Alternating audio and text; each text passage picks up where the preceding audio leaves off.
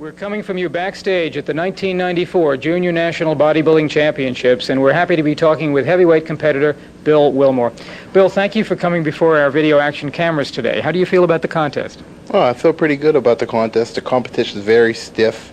Right now, I have no clue who's going to be in the top 5, so we'll see what happens. Making any predictions?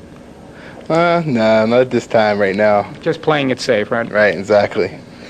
When you trained for this competition, obviously you had to train heavy because you've got a very thick and dense physique. Did you have in mind a certain look when you were training for this show, or did you just want to maximize whatever it was that you could possibly build on your physique? Yeah, basically just try to put on as much muscle mass in the off-season and try to make it comparable with being hard and sharp during contest preparation time. Okay. Now, putting on the size, I understand, includes an occasional pizza once in a while. Does that help put on some size?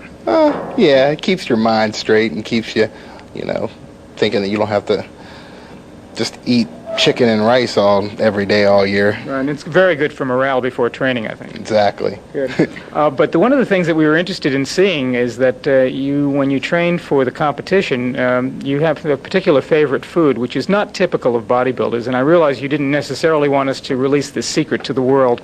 But if you wouldn't mind telling us, because it is so unique, what your favorite pre-contest diet food is. Grits.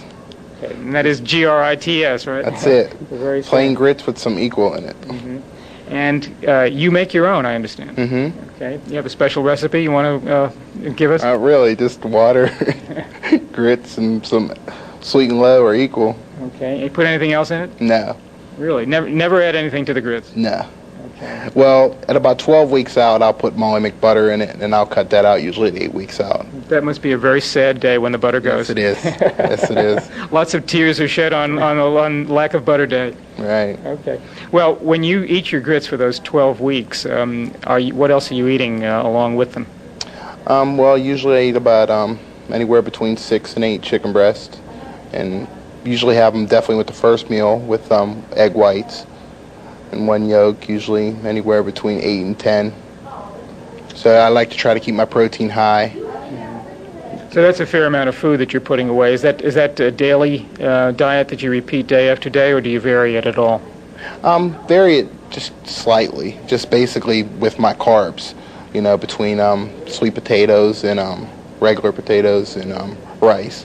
Basically just switch those around. Basically the protein's pretty much the same. Okay, so basically you're following the very typical bodybuilding diet with the addition of grits. Correct. Okay. Well, maybe there's a secret here, and some bodybuilders might like to know about this in the future, so you've heard it here first on video action.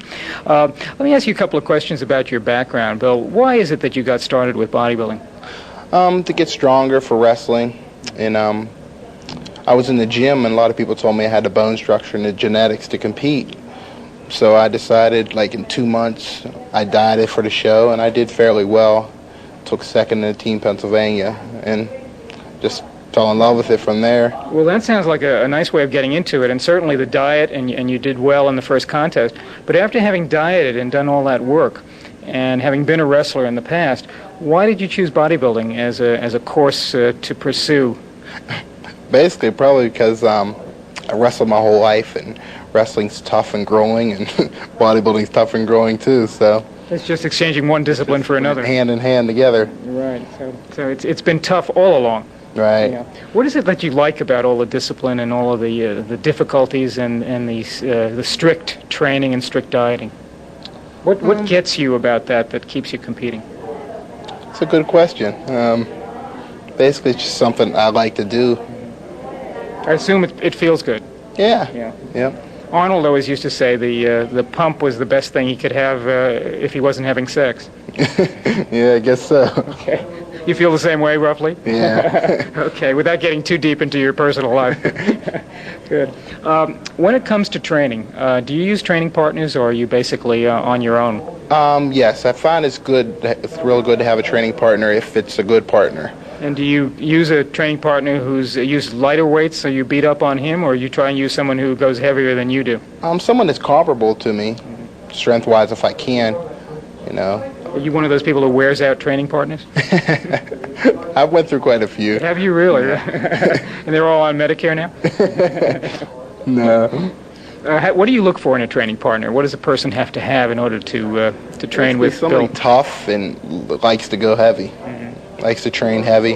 Are they in short supply, or can you usually find one? They're definitely in short supply in Pittsburgh. Especially when the word gets out about how you train, right? Yeah. Did you ever train with Benny Pota, the famous Pittsburgh monster? Never trained with him. Oh, okay, because he was legendary for workouts which were indeed insane. Right. Are your workouts anything like that? No, I train hard, but I don't do anything crazy. I like to train heavy. Train heavy but smart. Right. Good, the best way.